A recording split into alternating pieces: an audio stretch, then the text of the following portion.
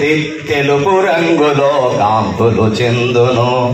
రైతు సోదరుల శ్రమ ఫలితం ఆకుపచ్చలో ప్రతిఫలించును. త్రివర్ణ పతాక వేడుక రోజు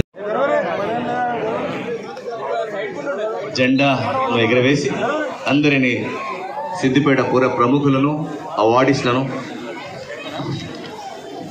పిల్లలను, పెద్దలను, ఉపాధ్యాయులను, పాత్రికేయ మిత్రులను అందరికీ కూడా, పోలీస్ సిబ్బందికి అందరికీ కూడా స్వాతంత్ర దినోత్సవ శుభాకాంక్షలు తెలియజేస్తున్నారు మంత్రివర్యులు, కలెక్టర్ గారు, సిపి గారు.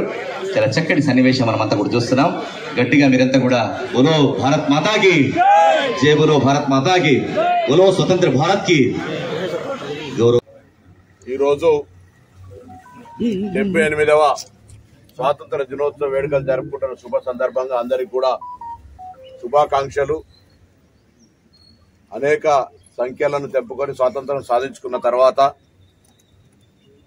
ఎందరో అమరులైన తర్వాత వాళ్ళ ఆకాంక్షలకు అనుగుణంగా ఈ దేశం అన్ని రంగాల్లో ముందుకు పోతున్నటువంటి సందర్భంలో మన రాష్ట్రానికి ప్రత్యేక తెలంగాణ రాష్ట్ర ఆకాంక్షను కూడా నెరవేర్చుకొని 10 సంవత్సరాలు పూర్తయిన తర్వాత తొలిసారిగా ప్రజల ఆకాంక్ష మేరకు ప్రజాప్రభుత్వంగా ఏర్పడ్డ తర్వాత అనేక కార్యక్రమాలను తీసుకొని ముందుకు పోతా ఉన్నాం.